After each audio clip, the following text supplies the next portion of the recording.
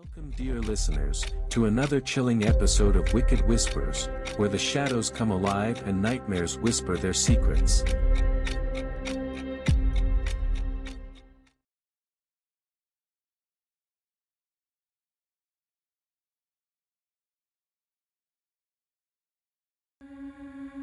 Tonight, we delve into a tale of terror that has haunted the annals of American folklore for centuries.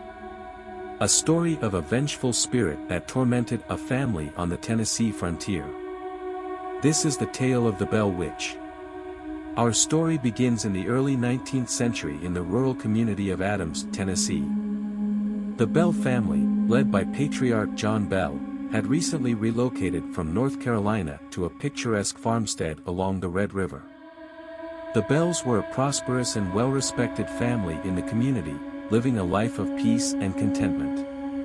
But their tranquility was soon to be shattered by an entity of unimaginable malevolence. It all began in 1817. John Bell was inspecting his cornfield when he encountered a strange creature. It had the body of a dog and the head of a rabbit. He shot at it, but the creature vanished. That night, strange noises began to echo around the Bell homestead. It started with knocking sounds on the walls and soon escalated to faint whispers that seemed to come from nowhere. The disturbances intensified.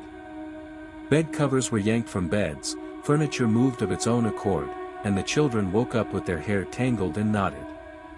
The most chilling part was the voice. Initially, it was barely audible, just a faint whispering, but over time it grew stronger, more distinct. It mocked the family, mimicked their conversations, and spewed threats. The entity's focus seemed particularly fixated on John Bell and his daughter, Betsy. Betsy, in particular, suffered the most. She was pinched, slapped, and scratched by invisible hands. Her screams filled the house at night as she was tormented by the unseen force.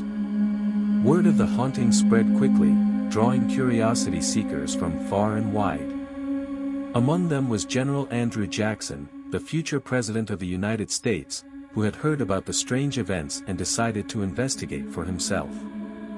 Jackson and his men arrived at the Bell farm, but as they approached, their wagon wheels seized up inexplicably, and the horses refused to move. Jackson declared that it must be the work of the Bell Witch and decided to camp out on the farm to witness the phenomena firsthand. That night, Jackson's men were subjected to the same torment as the Bell family. One of his men, a self-proclaimed witch tamer, boasted that he could rid the house of the entity. But as soon as he made his proclamation, he was struck by an invisible force, sent sprawling to the ground. Jackson, both amazed and terrified, reportedly said, "I'd rather fight the British at New Orleans than face the Bell Witch." The hauntings continued unabated. The Bell Witch, as the entity came to be known, seemed to have a particular vendetta against John Bell. She often referred to him as Bold Jack and declared that she would kill him. John Bell's health began to deteriorate, and he suffered from bouts of facial twitching and difficulty swallowing. On December 20, 1820, John Bell was found dead in his bed. A vial of mysterious black liquid was discovered nearby. The Bell Witch claimed responsibility, saying she had given him the poison. To prove her point, she gave a dose to the family cat, which died instantly. John Bell's funeral was a large affair, attended by friends, family, and neighbors. But even in death, the Bell Witch tormented him. As his body was lowered into the ground, the disembodied voice laughed and sang bawdy songs. After John Bell's death, the activity subsided, but the Bell Witch was not gone. She promised to return in 7 years, and true to her word, she reappeared in 1828. However, the encounters were less severe, and after a few weeks, she seemed to vanish for good. But the legend didn't end there. In the 1930s, a local doctor named Dr. M.V. Ingram published a book detailing the events, ensuring that the story of the Bell Witch would endure for generations. The Bell Witch Cave, located near the old Bell Farm, became a site of fascination and fear, with many claiming to experience strange occurrences there.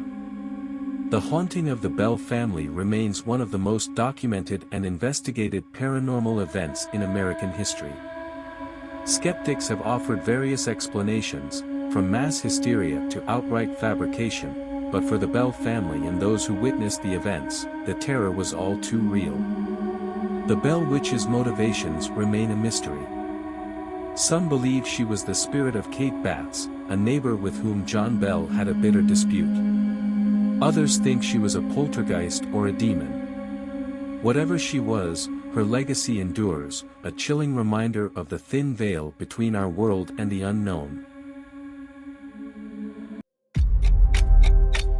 Thank you for joining us on this journey. As always, stay tuned for more tales of the eerie and unsettling, right here on Wicked Whispers.